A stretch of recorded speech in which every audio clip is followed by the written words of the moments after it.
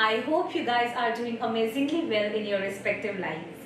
This is your English coach Archana, and in today's video I am going to teach you the difference between either or and neither nor. Before I start this video, I would like to tell you that this is a part of correlative conjunctions. It will be very useful for you to know that there are three kinds of conjunctions in English language: coordinating conjunctions, subordinating conjunctions and correlative conjunctions. इसी topic को हिंदी में योजक कहा जाता है। जो भी शब्द किसी भी भाषा में सेंटेंस के पार्ट्स को जोड़ने का काम करते हैं उन्हें योजक और इंग्लिश में कंजंक्शंस कहा जाता है। A lot of students get confused about the use of either or and neither nor. तो मैंने सोचा कि क्यों ना एक छोटी सी वीडियो इस टॉपिक पर भी बनाई जाए। अगर आपको भी इस टॉपिक में ग्रामेटिकल एंगल से या सिमेंटिक एंगल से अर्थात व्याकरण के तौर पर या अर्थ के आधार पर कोई भी डिफिकल्टी आती है समझने में, तो अगले 3 मिनट के अंदर मेरा प्रयास रहेगा कि अब ये डाउट आपको ना रहे। तो इस टॉपिक को अच्छे से समझने के लिए जुड़े रहिए मेरे साथ इस वीडियो के अंत तक। तो आइए अब शुरू करते हैं। सबसे पहले बात करते हैं ईदर एंड और की। ये जानना आपके लिए जरूरी है कि इन्हें कोरिलेटिव कंजंक्शंस क्यों कहा जाता है, क्योंकि एक के साथ दूसरे का होना अनिवार्य है। अब आप सोचेंगे कि हम और को खाली ऐसे भी तो इस्तेमाल कर सकते हैं। For example, would you like to take tea और coffee? Of course we can, and it is a coordinating conjunction in this sentence. But इस वीडियो के माध्यम से मैं आपको ये समझाना चाहती हूँ कि either और एक ही साथ correlative conjunctions की तरह किस तरीके से प्रयोग किए जा सकते हैं। Listen to this sentence, guys. अगर मैं ऐसा कहूँ कि या तो मैं कनाडा जाऊंगी या Singapore, I will either go to Canada or to Singapore. In this sentence, I have two options. मगर मैं इन दोनों विकल्पों को एक साथ इस्तेमाल नहीं कर सकती हूँ। या तो मैं कनाडा जा सकती हूँ या सिंगापुर, दोनों जगह एक साथ प्रेजेंट होना प्रैक्टिकली पॉसिबल नहीं है। तो ईदर और में दो चीजों में से हम केवल एक का चयन कर सकते हैं। Let us look at some more examples. If I say that I will pursue either finance or MBA in my post graduation program, मतलब मैं अपने पोस्ट ग्रेजुएशन प्रोग्राम में या तो फाइनेंस परस्यू करूंगी या एमबीए।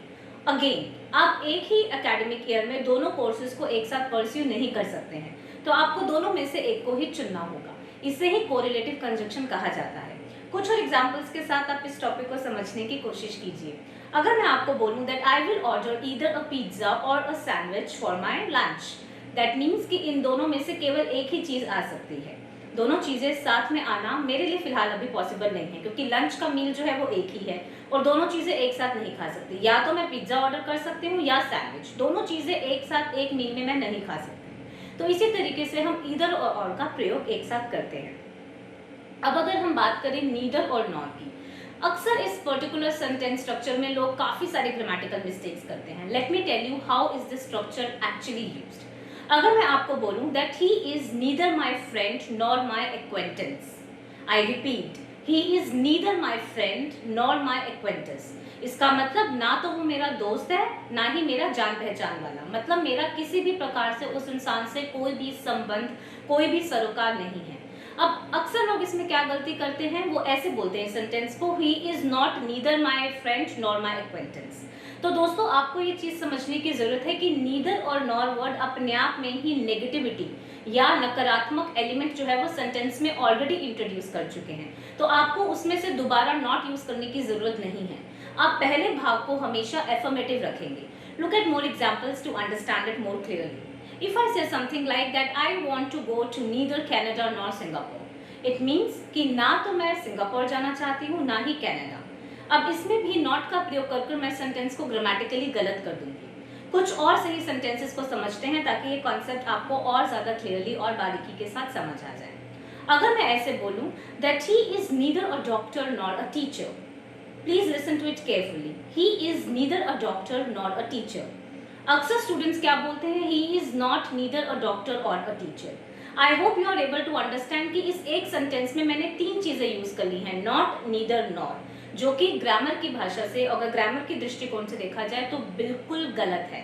हमें बोलना चाहिए ही इज। अब आप बोलेंगे कि मैम आप ही इज बोल रहे हैं तो फिर तो इसका मतलब वो है, मगर ध्यान फरमाइए कि कोरिलेटिव कंजंक्शन जो है वो नेगेटिव का एलिमेंट इंट्रोड्यूस कर देता है। ही is neither a doctor nor a teacher, मतलब ना तो वो डॉक्टर है ना ही वो टीचर है, may be he has some other profession. और my mother is neither a homemaker nor a full time working professional, मतलब ना तो वो पूरे तरीके से होम मेकर है, ना तो वो फुल टाइम वर्किंग प्रोफेशनल है, मे बी वो किसी पार्ट टाइम एंगेजमेंट में बिजी हैं। इस प्रकार से हम नीदर और नॉर के स्ट्रक्चर को यूज करते हैं। अब जरूरी नहीं है कि हम हमेशा बी के फॉर्म के साथ ही इन स्ट्रक्चर्स को यूज करें। अब देखते हैं कि डू और डस के साथ इस स्ट्रक्चर को कैसे यूज किया जाता है। एक एग्जाम्पल के तौर से शुरू करते हैं। अगर मैं आपको बोलूं he does neither cleaning nor mopping, simple, he does neither cleaning nor mopping, मतलब ना तो वो पोंछा लगाता है ना वो सफाई करता है, दोनों में से कुछ भी नहीं करता। इसी स्ट्रक्चर में अगर मैं ईदर और जोड़ना चाहूँ तो he will do either cleaning और मोपिंग, या तो वो नॉर्मल झाड़ पोंछ कर देगा या वो पोंछा लगा देगा, दोनों में से एक काम वो जरूर करेगा। मगर अगर मैं बोलूँ नीदर एंड नॉर, मतलब वो दोनों में से कुछ भी नहीं करेगा। Okay, I hope this concept is clear to you. अब एक एंड, वीडियो को एंड करने से पहले एक एंड का कॉन्सेप्ट मैं आपको समझाना चाहती हूँ। अगर कोई इंसान दोनों ही काम कर रहा है तो उसमें हम बोथ लगाते हैं। फॉर एग्जाम्पल, अगर मैं आपको अपने खुद का एग्जाम्पल दूँ, so I am both an English language trainer and a freelance content writer, तो ये दोनों ही काम मैं करती हूँ। अगर मेरे पास दोनों में से एक विकल्प होता that whether I want to do freelance content writing और टीचिंग, सो इट मीन्स कि दोनों में से केवल एक ही जो प्रोफेशन है वो मैं चूज कर सकती हूँ। बट क्योंकि मैंने अपने लिए दोनों प्रोफेशन चूज किए, सो इसीलिए मैं यहाँ पर ईदर और का स्ट्रक्चर नहीं यूज करूंगी, नीदर और नॉर का स्ट्रक्चर भी नहीं यूज करूंगी। यहाँ पर मैं स्ट्रक्चर यूज करूंगी बोथ का। आई am both an English language trainer and a freelance content writer. I hope कि ये एग्जाम्पल्स आपको बहुत अच्छे से क्लियर हो चुके हैं। अगर आपको कोई भी डाउट है तो आप मुझसे कमेंट सेक्शन में पूछ सकते हैं। इस वीडियो के लिए फिलहाल इतना ही। Take care and keep following English coach Archana. Bye bye.